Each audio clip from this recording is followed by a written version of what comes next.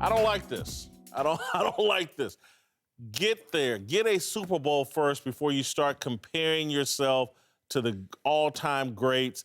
Again, I'm sure he was asked the question, but he was asked the question.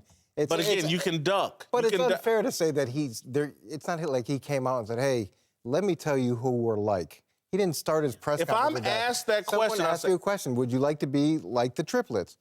Of course they should aspire to be like the triplets. But I would like to win this Super Bowl first. Then we'll talk about Michael, Troy, and Emmett. I never understood, and I've never been a big fan of players being compared to previous players. In San Diego, when I got there after the first year that I had, they started to compare me to Junior Seau, and I'm reading. I said, "Oh no, this is the last thing I want." This was a guy who was San Diego. 11, 12 straight Pro Bowls. I don't want to be compared to anybody. Period. Dak Prescott needs to stop reading the clippings right now. He needs to get his head out the media and stop looking at all the big titles about what they could be, because players don't speak like that. Players don't say, "Oh, we want to be like these guys." That comes from you reading some media source. Well, that's coming from Shawne, somewhere. Shawne, didn't you, being in San Diego, want to be like? Yeah, I idolized him as a player. I mean, I looked up to him as a player. You wanted to play like him, but don't compare me to another guy. Why would he want to be the new, make up another name, figure it out? He's confident. We're talking about a confident guy, 3-year starter at Mississippi State. Ezekiel Elliott, he wears a crop top suit to the draft. He starts celebrating every moment. Overconfident. I don't know. It could cost you, but you're 13-2. He was asked a question. Would you like to be like this? And he said, "Of course we'd like to be like that." And I'm sure you would like to be. You would have liked to have been like Junior Seau. There's other ways to answer the question. But the question is, do you aspire to be that? Why is that bad to aspire to be great like that? Because I'm not in the same conversation with those guys right now. I haven't earned that right.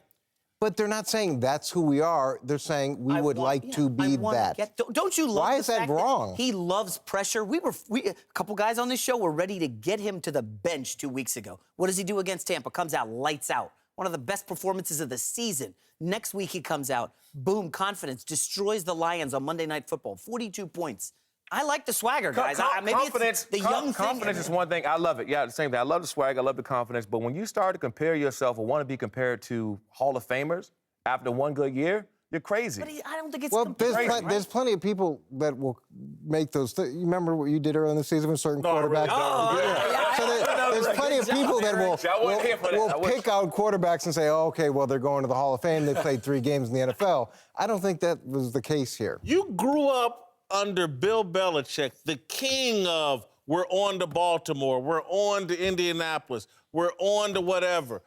You're telling me a guy that has the playoffs in front of him, one more game this weekend against the Eagles in front of him, needs to even entertain questions of being compared to 3 Hall of Famers that led a team to 3 Super Bowl rings? Well, when I coached Asante Samuel and he was a young guy, he wanted to be like Ty Law. And I thought that was a great quality to have.